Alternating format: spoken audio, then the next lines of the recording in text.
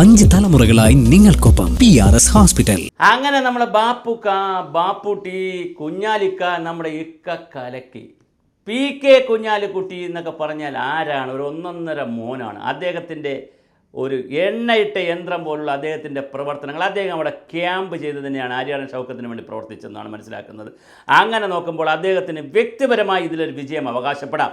ആര്യാടൻ ഷൗക്കത്തിന് കിട്ടുന്ന ഓരോ വോട്ടും, അൻവറിന് നഷ്ടപ്പെടുന്ന വോട്ടും, സ്വരാജിന് നഷ്ടപ്പെടുന്ന വോട്ടും പിണറായിസത്തിനെതിരെയും പിണറായി വിജയനെതിരെയും LDFനെതിരെയുമുള്ള താക്കീതാണെന്നുള്ള നിലയിൽ തീർച്ചയായിട്ടും കുഞ്ഞാലിക്കുട്ടി ഇത് വളരെ ഗൗരവമായി കയറ്റിയെടുക്കുന്നുണ്ട്. പക്ഷേ പലപ്പോഴും പറയാറുണ്ട്, പിണറായിയുമായി മറ്റ് പല സൗഹൃദങ്ങളും സ്നേഹവും ഒക്കെ ഉള്ള ആളാണ് കുഞ്ഞാലിക്കുട്ടി.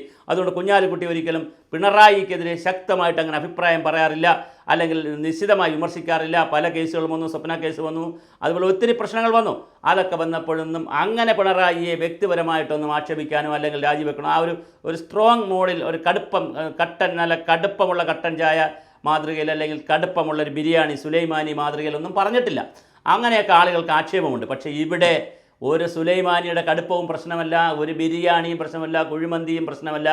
ഇവിടെ ആര്യാടൻ ഷൗക്കത്തിനെ ജയിപ്പിച്ചിരിക്കും. ഇത് നിശ്ചയമാണ്. ബാപ്പുക്കയുടെ ഒരു ഒന്നൊന്നര ശപഥമാണ്. എന്നാൽ ആ ശപഥത്തെ മുന്നോട്ട് കൊണ്ടുപോകുന്ന നിലയിൽ തന്നെ ആര്യാടൻ ഷൗക്കത്തിൻ്റെ ലീഡ് ക്രമാനുഗതമായി കൂടിക്കൊണ്ടിരിക്കുന്നു. ആദ്യം ഒന്ന് പതറിയെങ്കിലും, ഇഞ്ചോടിഞ്ചായിരുന്നെങ്കിലും ഇപ്പോൾ ഇഞ്ചോടിഞ്ചുമില്ല. സ്വരാജ് ഇഞ്ച് കുടിച്ച നിലയിലായി. അതുപോലെ തന്നെ അൻവർ വാട്ടർലൂവായി മാറിക്കൊണ്ടിരിക്കുന്നു.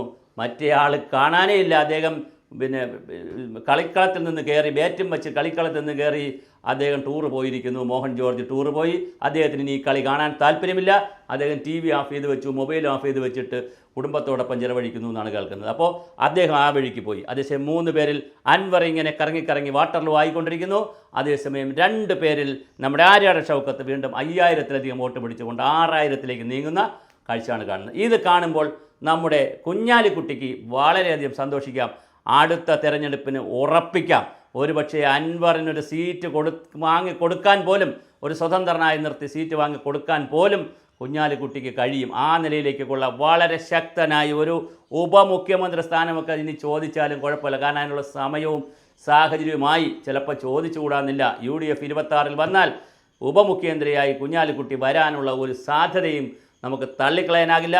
ആ നിലയിലേക്കുള്ള അതിശക്തമായിട്ടുള്ള പ്രവർത്തനങ്ങളാണ് കുഞ്ഞാലിക്കുട്ടിയുടെ ഭാഗത്തുനിന്നുണ്ടായത്, ആ ടീമിൻ്റെ ഭാഗത്തുനിന്നുണ്ടായിട്ടുള്ളത്. അവിടെ ഷാജിയും മുനീറും അതുപോലെ ഒരു സംഘം ആളുകൾ അവിടെ ഇറങ്ങി പ്രവർത്തിച്ചു. അതിൻ്റെ റിസൾട്ട് ഉണ്ടായി വരുന്നു. ആര്യാടൻ ഷൗക്കത്തിന് കൊടുത്ത വാക്ക്, UDFന് കൊടുത്ത വാക്ക്, സതീശന് കൊടുത്ത വാക്ക്, ലീഗ് അക്ഷരാർത്ഥത്തിൽ അതവർ പാലിച്ചിരിക്കുന്നു. അതിനുള്ള എല്ലാ ക്രെഡിറ്റും എടുക്കുവാൻ PK കുഞ്ഞാലിക്കുട്ടിക്ക് കഴിയും.